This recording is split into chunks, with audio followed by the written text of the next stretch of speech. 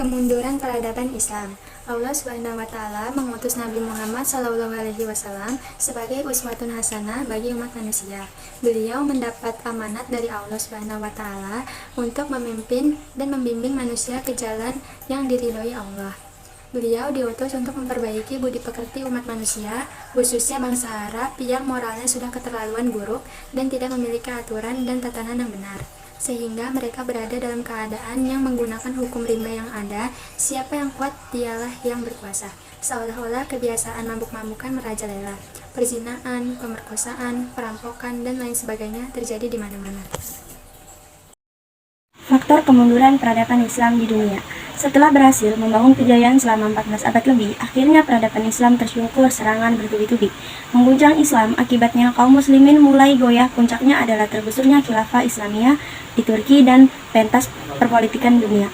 Saat itu Inggris menetapkan syarat bagi Turki bahwa Inggris tak akan menarik dirinya dan Turki kecuali setelah menjalankan syarat-syarat berikut. 1. Turki harus menghancurkan khilafah Islamiyah, mengusir khalifah di Turki dan menyita harta bendanya. 2.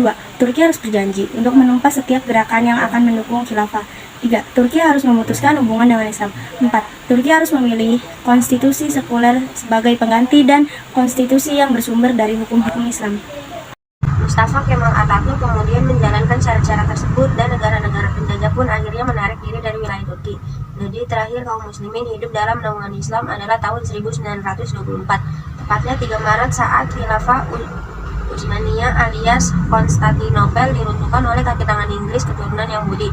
Mustafa Kemal Atatürk dia mengeluarkan perintah mengusir Khalifah Abdul Majid bin Abdul Aziz, khalifah pemimpin terakhir kaum muslimin ke Swiss.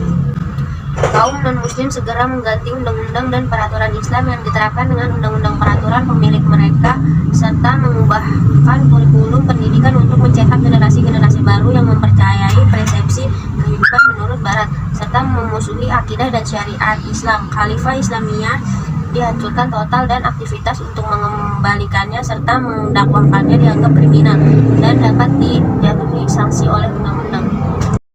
Di antara faktor-faktor yang menyebabkan kemunduran umat Islam adalah yang berikut. A. Akibat jauhnya umat Islam dan Kitabullah dan As-Sunnah. Kitabullah dan Sunnah Rasulnya akan mengangkat harkat dan martabat suatu bangsa. Dengannya Allah Subhanahu wa Ta'ala meneguhkan kaum muslimin dan melawan musuh-musuhnya. Dengannya pula Allah Subhanahu wa Ta'ala mengangkat suatu kaum dan merendahkan kaum yang lain. B. Taklid, ikut-ikutan. Karena umat tidak punya nilai dan prinsip yang berharga, akhirnya mereka mencari nilai dari orang lain. Sebagian dari mereka akan mengikuti apa saja sesuai dengan kebiasaan orang lain. Akibatnya adalah ikut-ikutan. C. Terjadi perpecahan di kalangan umat.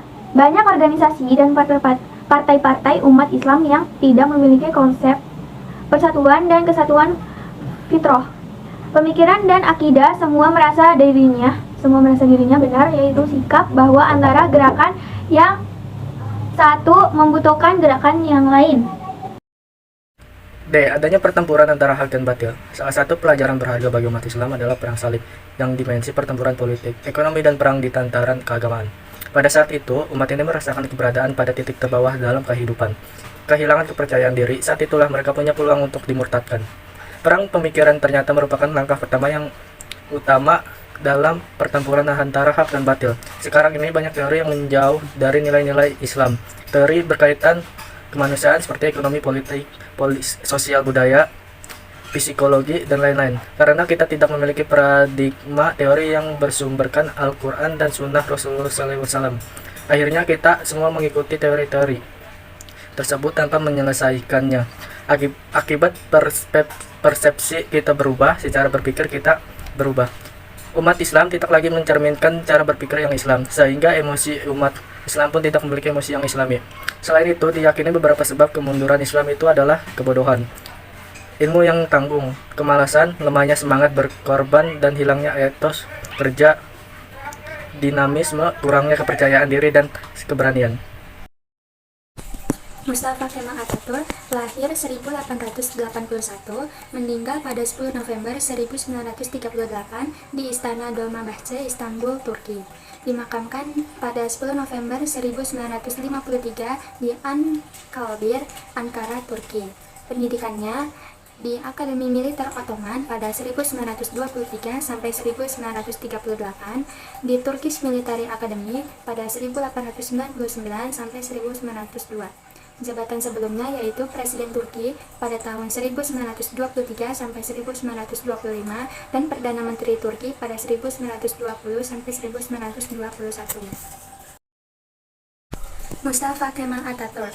Mustafa Kemal Atatürk adalah tokoh yang paling berperan dalam memodernisasi Turki. Ia meniru dan menerapkan konsep-konsep Barat dalam memodernisasi Turki. Ia percaya bahwa hanya dengan berkiblat ke Barat, Turki akan maju dan mengejar ketertinggalannya. Modernisasi yang dilakukannya bukan bertujuan untuk menghilangkan agama atau menghapus agama Islam dari kehidupan rakyat Turki, melainkan untuk pemisahan yang jelas antara urusan agama dan urusan negara. Dengan demikian, agama tidak akan dipolitisi atau politik tidak diagamakan. Ia mengganti semua unsur tradisional yang berlaku pada masa kekhalifahan Turki Utsmani, unsur modern. 2. Modernisasi yang dilakukan Mustafa Kemal Atatürk bertujuan untuk memajukan dan membangkitkan Turki dengan penghapusan sistem pemerintahan Islam dan unsur-unsur yang berhubungan dengan Islam. Yang ketiga, sistem pemerintahan khalifah diganti dengan sistem pemerintahan republik. Selain itu, sistem pendidikan, sistem perekonomian, dan sistem sosial dan budaya juga diganti dengan sistem modern. Yang keempat, semua perubahan itu menyebabkan runtuhnya sistem pemerintahan Islam dan Mustafa Kemal Atatürk dianggap telah mencabut akar-akar dogmatisme Islam. Kebijakan Mustafa Kemal Atatürk. 1. Kebijakan dari Kekaisaran Ottoman diubah menjadi lebih moderat. 2. Membuka sekolah campur pria dan wanita. 3. Membuat kebijakan untuk mengubah Masjid Hagia Sophia menjadi museum. 4. Mengganti azan berbahasa Arab dengan bahasa lokal. 5. Melarang jilbab dipakai di sekolah dan di kantor-kantor yang bersifat kepemerintahan. 6. Melarang pemakaian fez atau topi Turki untuk pria. 7. Pakaian tradisional para pemimpin agama setempat dilarang. 8. Melarang pendidikan agama Islam dan menutup sekolah agama. 9. Memerintahkan untuk menggunakan bahasa Turki dalam sholat.